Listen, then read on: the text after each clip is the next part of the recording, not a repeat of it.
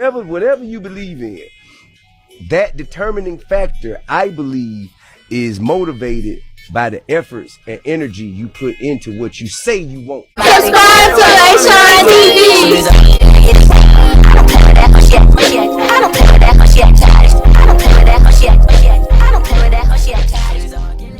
What's up, Troupe? Welcome back to another video, man. Hey, today we're reacting to when heroes get arrested by dumb cops.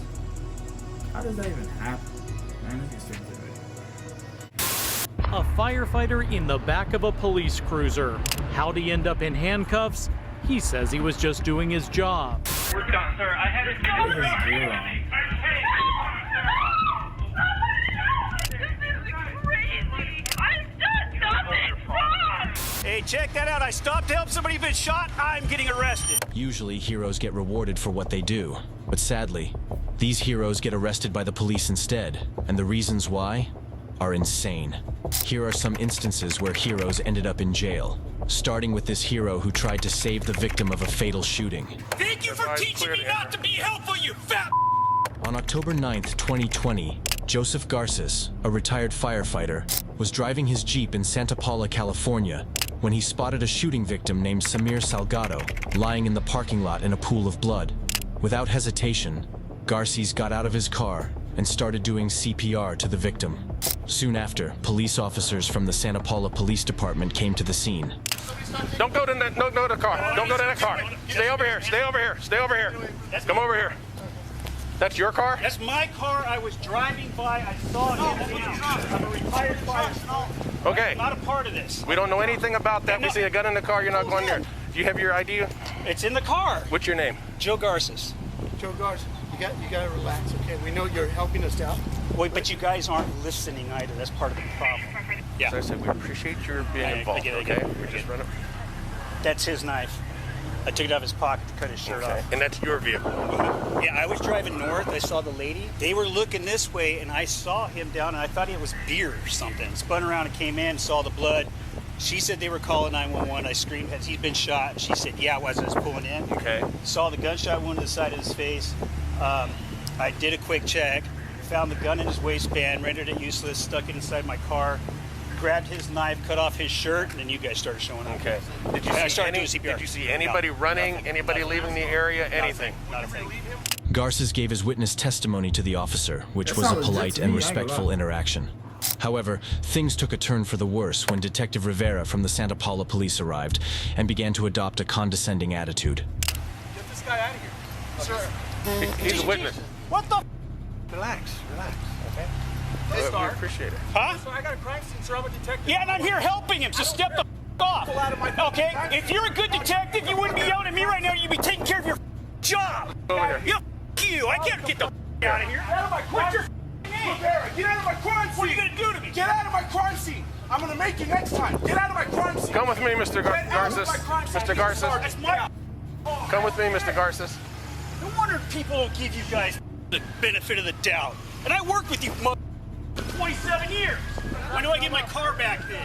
Hey, thank you for teaching me not to be helpful, you fat piece. You have to step back. Step back. Step back. Step back. Step back. Step back. I don't know who you're. Oh, yeah, so now you're going to come over with me, huh? You're doing a really good job right now, aren't you? I need you to back up. You need to calm him. I need you to back up. Come here. No. I got him. Come here. No, You need to understand. Take it down a notch. You can take Take it down a notch. Somebody here's not Take controlling it themselves. down. It's you. Take a deep breath. Don't be a hypocrite. I've taken a deep breath. It's your turn now. Yeah, don't be a You want hypocrite. to talk like adults? I'll let you go. You Okay, want to talk did like you adults? start talking to me like an adult? Do you understand how I need to Do do you my see job? what you're doing wrong? If you know how to do this job and you have a badge, then you would understand. Now, do you want It's to go so for 148 if you have a badge? It's so Do you have a badge? Yes, Are you I retired? do. Yes. Do you want to go for 148 for being in a crime scene? Just because Sergeant... What is going on? All this talking, like, he have him in lock, like,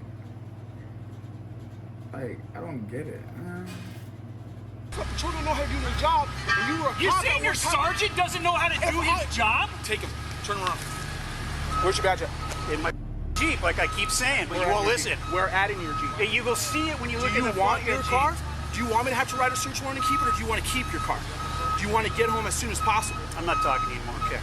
Sink him, sink him in this car right here. 64. What's your first name? Joe. Joe. Hey, check that out. I stopped to help somebody been shot. I'm getting arrested. Garces was detained in the back of the police car for nearly 15 minutes before the detective finally released him. As a result of this incident, Garces got a dislocated shoulder and a torn labrum, injuries that needed surgical intervention to fix. Afterwards, Garces took legal action against Detective Rivera and the city of Santa Paula, of which they ended up reaching a settlement out of court. Even though Garces got monetary compensation, he would be hesitant to help someone again in the future. However, things turned out even worse for the next hero who would end up regretting his brave actions forever. The guy who pulls the gun isn't the one who goes to jail that night. You go to jail. Exactly. On June 27, 2023, Army veteran Matt Solon and Michael Loudermilk, the son of a Georgia congressman, were out with their girlfriends in a bar's parking lot when a man named Dwight Cooper threatened them with a gun. Matt swiftly disarmed and subdued Cooper, forcing him to the ground. He then called 911 after taking the gun away from him. Someone pulled a gun on me. This guy asked for a cigarette. We told him he doesn't have a cigarette. He's drunk, and he pulled a gun out on us. I disarmed him. Who has the gun? I have the gun. It's disarmed. It has hollow points in it. It's a Glock. I want you to stand there, and I want you to put that gun on the ground, okay? Do not have it in your hand when the... Trading is not for everyone, but if you are a trader, Plus 500 is the place for you. Pull up. Okay, it's on the ground. Okay, tell them the gun's here and point to the ground, but keep your hands to where they can see them. Okay. All right, thank you. Where did that come from? It came from him bleeding from the head. The guy bleeding from the head? Yes, sir. I don't know who you are. I don't know who you are. Okay, do you think people ever lie to the police? Is it possible? I could have got shot today. Yep, me too. That's my job. I was in the military for 6 years. I think I know that. Congratulations, I was sir. in Afghanistan. I know exactly what danger is. But I'm not armed. You want to test me or frisk me or whatever? You're fine. Just don't move, and there's nothing to it there. Don't go reaching in your pocket, man. No, you just Get away to get thrown on the ground. Don't be stupid. I understand completely. You're not exactly being cooperative either. I'm putting him in my car. Sure. Did I do something wrong? I don't know what's going on. We're trying to detain you to figure out what's going on. Does that make sense? Yeah, but did I do something wrong? Did I do something wrong or no? I mean, you guys wouldn't even be out here if I didn't call you. Look at it this way, man. Anytime we show up on a call, we have to do what we can for safety reasons until we can safely ask everybody questions. We got one guy with a gun, one guy bleeding, so we detain, and we wait till everything calms down, then we start asking questions and kind of figure out what happens in the scenario, just so you know why you're sitting back here. No, I have no idea why I'm sitting back here. It doesn't explain anything. Matt, step on now. Yes, sir. I had it under control, I feel like. You had what under control? The whole situation. I had him on the ground. I'm taking care of until the ambulance. I had it disarmed. And what else did you guys do? All I'm told is that you're the last one to have the gun. You started touching your pockets and everything. I asked you not to, and you're like, hey, I'm the hero, or whatever you were saying. Okay, sorry, sir. I'll see your perspective. Matt got arrested and was later charged with felony possession of a firearm. Later, both the police chief and Matt spoke to the media and explained what happened that day and the unjust reasons behind his wrongful arrest. In your view, is Matt Solon a hero? During his initial response, that yes, I agree with that comment. I think when the second act was taken, that's where the lines crossed, and where he protected himself and the people he was with, and I commend him for that. Then part two is where he took action beyond that, and that's where he did cross the line. Did that appear to be punitive rather than defensive? Yes, that's what I saw. But Matt told a different story. I asked over and over and over again, what am I being arrested for? And Officer O'Brien said, he has rights too. The gunman has rights. The gunman has rights too. He was restrained and you hit him while he was restrained, and that's why you're going to jail. And I was like, he's never been restrained. He's not restrained. How long were you in jail? About 35 hours. The guy who pulls the gun isn't the one who goes to jail that night. You go to jail. Exactly. He isn't arrested till the next month. No, and he's giving his gun back. They're going to see this when they run my plate, that I've been arrested before. For a gun-related charge. For a gun-related charge, right. And they're going to think in their head, oh, this guy just had a good lawyer. He got off it. The district attorney dropped all charges against Matt Solon, saying he acted in self-defense. However, by then, the damage had already been done. If you are enjoying the video so far, please remember to hit the like button and subscribe. In this case, the officers' actions messed up Matt's record forever, but what they did is nothing compared to what the next officers did. On February 4th, 2014, something unbelievable happened. a CHP highway patrol officer arrested Chula Vista firefighter Jacob Gregoire. The Chula Vista firefighters were providing medical aid to victims of a rollover car accident while using their fire trucks to block the road to keep everyone safe when an officer told them to move their trucks, warning them if they didn't, they'd get arrested. Jacob chose to stay, insisting he had a responsibility to the victim and couldn't just leave them. Okay, I don't have time for a cell phone. This is ridiculous. CHP is arresting Engineer Gregoire for where he spotted the fire engine. It's unbelievable. You have to do this. It's unbelievable. You guys have to treat us like this. We're on the road trying to help you guys. We asked you to clear the road and you said no, and you'll get arrested for doing it. We're in the middle of patient care with patients on the freeway. They're putting him in handcuffs at this time and walking him away. The chief of the Chula Vista firefighters backed up his colleague's choice, saying that putting the victim's life first was crucial. Jacob was released 30 minutes later. He showed great bravery by putting the victim's life first. But in the next case, another hero faced serious consequences. So you telling me basically the cop was like, nah, I forget the person who was in the accident. Let me arrest this guy for stopping traffic. I mean, for making traffic. So while somebody's dying, you're worrying about traffic. I get traffic is a big thing, but like, dying is above that. That's crazy. Doing a similar act of bravery. We're done. No, we're done, sir. Hey, we're done, sir. I had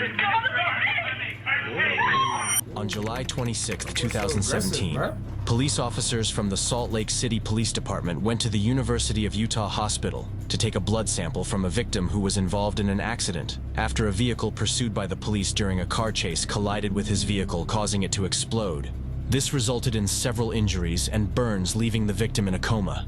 When the officers got there, the nurse in charge, Alex Wubbles, stopped them from taking a blood sample, and the ensuing interaction quickly descended into chaos. So I printed this off. This is what I was told to print off. Brad, I'm just putting on speaker so you can. So I have this. It says obtaining blood samples for police enforcement from patients suspected to be under the influence. Okay, this was something that you guys agreed to with this hospital.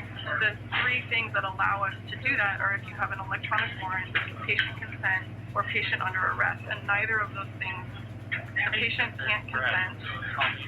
He told me repeatedly that he doesn't have a warrant, and the patient is not under arrest. So I'm just trying to do what I'm supposed to do. That's all. So. Okay, so I take it without those in place, I'm not going to get blood. Am I fair to surmise that? The nurse stopped the officers from getting a blood sample from the unconscious patient, citing it was against hospital policy and legal regulations. It was unsurprising that the officers failed to meet the necessary requirements. Their motive for seeking the blood sample was questionable. They sought to determine if the victim had consumed any drugs or alcohol, potentially to justify the car crash, as police regulations strongly discourage high-speed chases on busy traffic to avoid endangering civilian lives, a protocol the officers seem to have neglected, resulting in the crash. I don't know. I have no idea why he's playing. So he's basically trying to save his ass because he was chasing dude crashed, the shit exploded, causing a big accident. But he trying to justify his actions because he trying to say, oh, that nigga was on drugs or drinking. But he can't get that because he didn't go through the proper steps to get the actual blood sample. So now that boy trying to use force. I'm just representing. Get him out of here. She's the one that has told me no. Yeah, sir, you're making a huge mistake right now. Like you're making a huge mistake because you're threatening him. Frustrated about not having his way, the officer did something really shocking. Oh, please. No, we're done. No, we're done, sir. Hey, We're done, sir. I had it.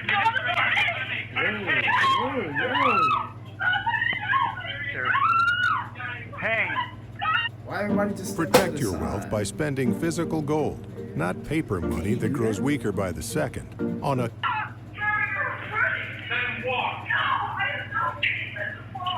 Detective Jeff Payne, who was later identified as the officer in question, forcefully grabbed the nurse, slamming her against the wall and handcuffing her simply because she chose to follow the law and protect her patient's rights. Soon after, Detective Payne's boss, Lieutenant James Tracy, came to the scene and began to pressure and manipulate the nurse into complying with their demands to give them the blood sample. Okay. And the problem is this, okay? You're telling me what your policy is, and I appreciate that you have a policy. It's not my policy. No, I know. It's No, not I'm not hers. trying to do anything. I'm being told what to do and what I've been told. And what I'm trying to tell you is, we wanted blood from this guy. Now, I have talked to people, and there's probably a much better solution that we could have come to, okay? But, all we had to do was blood, okay? And my point is, there are civil, if we're breaking the law, if we're doing wrong, okay? Just listen to him. Listen to me. If we're doing wrong, there are civil remedies, okay? If we took this blood illegally, it all goes away, all right? So there's civil remedies if we make a mistake. What I'm telling you is, we are not making mistakes, okay? I've done this for 22 plus years. I know what the law is. She just works there, fam. The policy's not hers. Because your bosses are telling you to, has been to prevent this officer who's called out to do a job to do his job. That's obstructing justice, okay? These two officers clearly have serious ego issues. The nurse was eventually released and later agreed to a $500,000 settlement with Salt Lake City and the University of Utah. $500,000?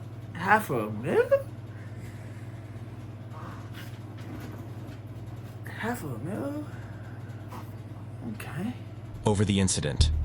Detective Jeff Payne was subsequently terminated from his position, and Lieutenant Tracy was demoted 2 ranks below to the role of a patrol officer after internal investigations conducted by the Salt Lake Police Department. If you like watching true crime videos like this one, make sure you're subscribed. Damn. One thing I don't like about how cops go, they don't go straight to like fired. They just like to get demoted, but they can always rise up again. I don't know. I guess they give them a second chance, but I don't know. Like, I feel like when you fuck up, yeah, you deserve a second chance. But when you fuck up intentionally, you don't deserve a second chance. You was aware. I'm saying. But if you guys fuck with this video, man, y'all both let me know in the comments down below. See you guys in the next video, man. I'm gone. Sometimes I think this bitch a cop. When we got bowls for sale with all the flavors like a candy shop. Nigga play with YBT on game, we get the pouncing out. You need 10 to sit with us, little boy.